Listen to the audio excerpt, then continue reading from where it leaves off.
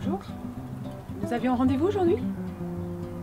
Ah oui, c'est vrai, je voulais vous parler rapidement des madeleines.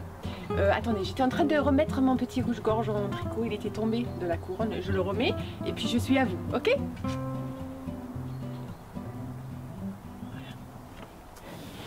Rebonjour et bienvenue sur ma chaîne The Knitting Therapist.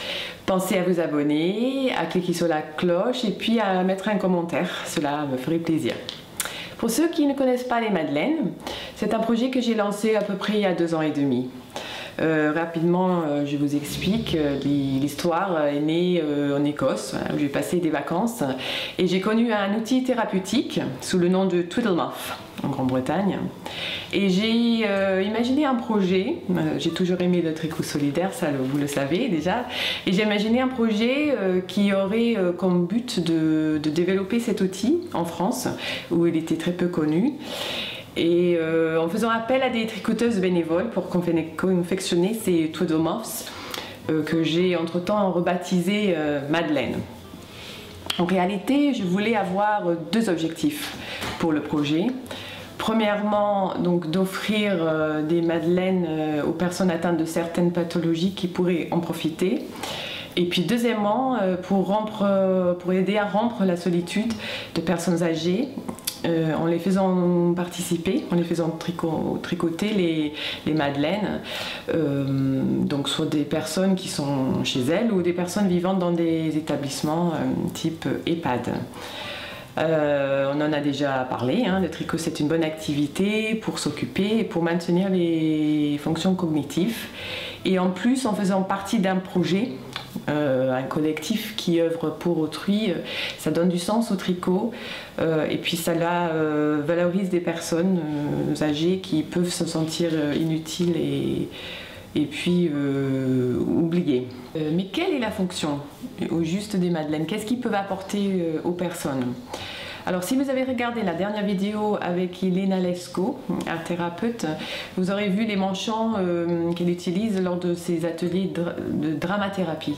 Ce sont des manchons qui figurent des personnages, des animaux et qu'on peut utiliser pour permettre aux patients d'imaginer des histoires, de travailler sur la parole, etc. Donc c'est un usage accompagné dans un cadre bien spécifique.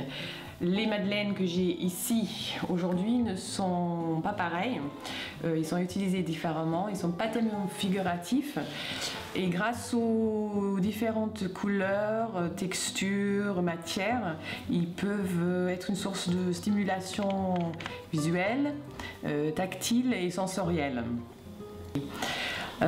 Alors en occupant les mains, ces madeleines ils peuvent produire un effet d'apaisement pour des personnes qui sont parfois agitées, angoissées.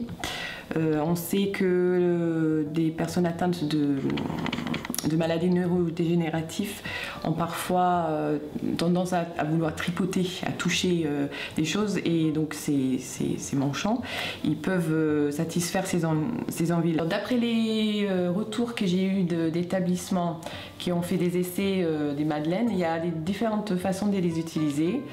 Donc premièrement, il peut être ce qu'on appelle un objet de transition, c'est-à-dire qu'il appartient à une seule personne qui le trouve rassurant et à qui il fait du bien, donc soit en apaisant ou autre, donc c'est nominatif on va dire.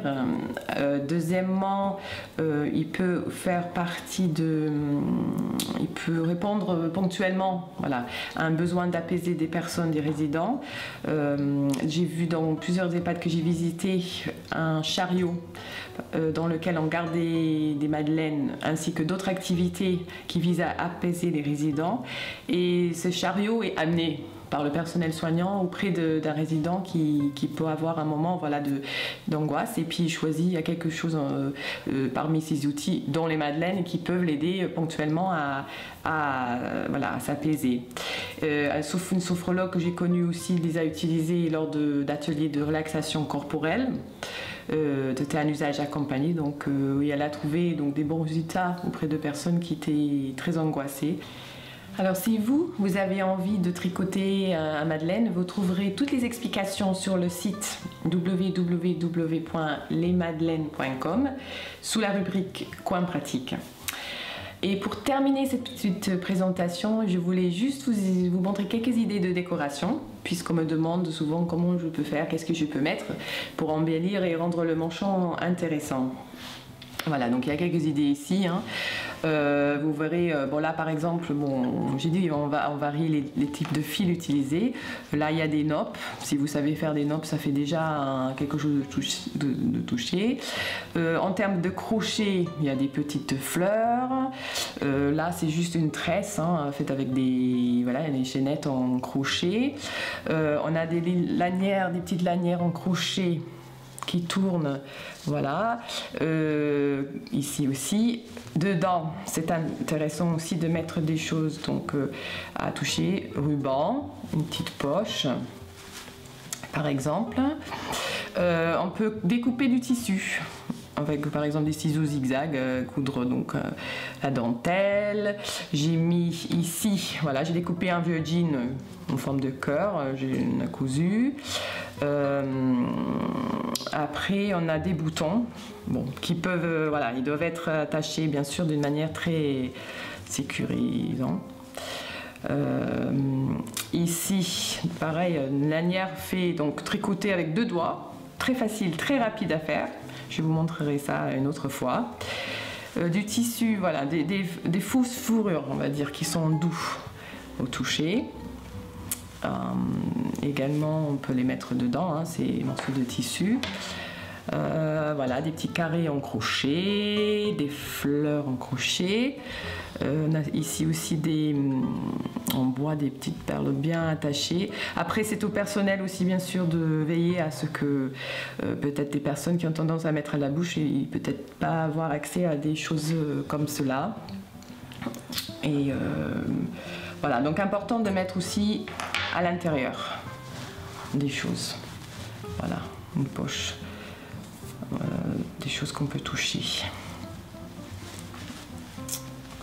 Voilà, bon, j'espère que cela vous donne quelques idées. Un morceau de dentelle. Voilà, de privilégier la récup. C'est de récupérer des choses et ne pas acheter, c'est très bien. Ok, alors ces manchons qui ont été tricotés par une dame de 84 ans d'une grande générosité, elle en a fait 90 en tout. Ces manchons sont destinés à une résidence non loin de chez moi. On se rend à la résidence mercredi pour les offrir pour Noël. D'ailleurs, il faut que je vous laisse parce que je dois aller emballer les manchons. En attendant, je vous remercie de votre attention. Pensez bien sûr à vous abonner, je vous le redis, un commentaire, un pouce et ensemble tricotons le fil de la solidarité. Et à bientôt pour une prochaine vidéo.